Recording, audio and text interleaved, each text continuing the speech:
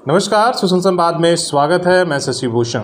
आज हम बात करेंगे कोरोना वैक्सीनेशन को लेकर। जो है एक साइड इफ़ेक्ट्स को लेकर काफ़ी लोगों में डर है और बहुत सारे लोग इसलिए जो है वैक्सीनेशन को अवॉइड कर रहे हैं, ताकि देखा जा रहा है कि उनमें कुछ जो है साइड इफ़ेक्ट्स को लेकर उन्हें कहीं ना कहीं एक डर की बात है।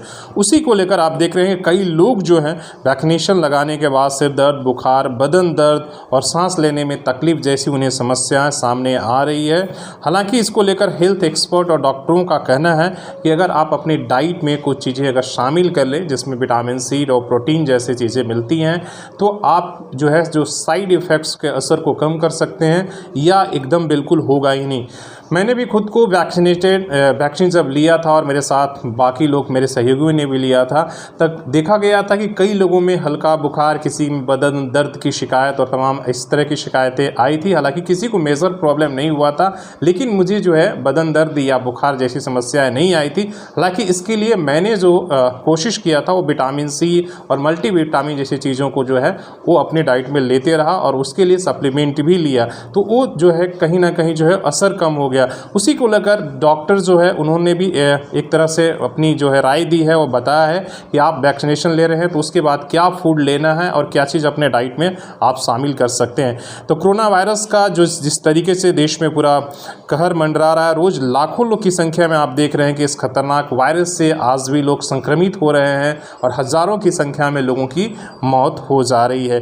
तो वैसे में जो एकमात्र हमारे पास कारगर उपाय है वो वैक्सीनेशन है, और उस बिना वैक्सीनेशन को किए हम जो है इस बीमारी से पूरे देश को जो है नहीं लड़ सकता है।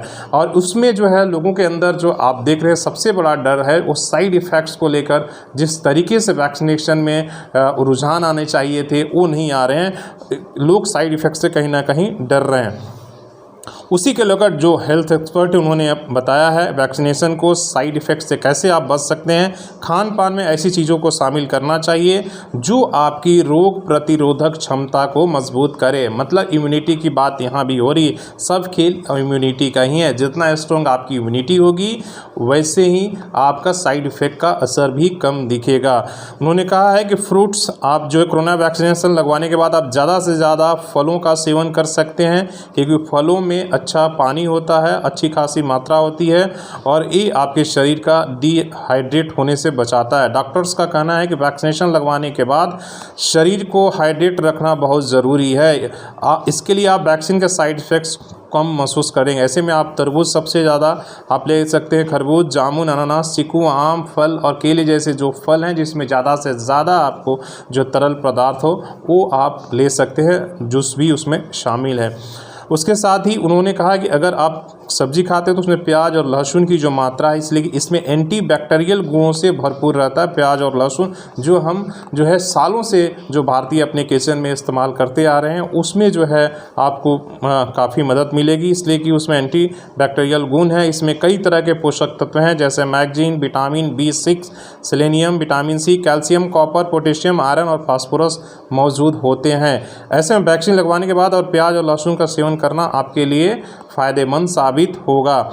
ये डॉक्टरों की राय है। हरी सब्जियां, उन्होंने कहा कि ताज़ी, जितनी फ्रिज की सब्जियां नहीं, ताज़ी सब्जियों का आप ज़्यादा से ज़्यादा इस्तेमाल करें, जिससे कि आपकी प्रतिरोधक क्षमता बढ़ेगा। आप फ्रिज की चीज़ों को इस्तेमाल करेंगे तो उससे आपकी प्रतिरोधक जो क्षमता है वो कहीं ना कहीं घटती है।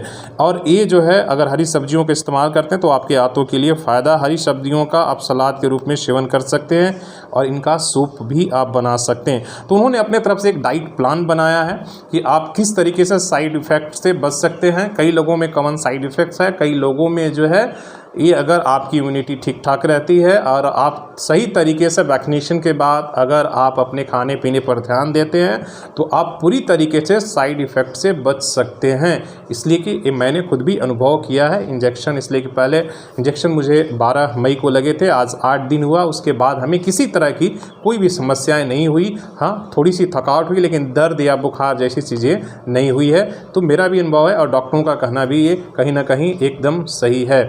तो आप इसी तरह सोशल संवाद चैनल को देखते रहिए, यूट्यूब को सब्सक्राइब करिए और बेल जो घंटी है उसे दबाना ना भूलें, ताकि आपको अपडेट जो है रियल टाइम में मिलता रहे। तब तक के लिए धन्यवाद।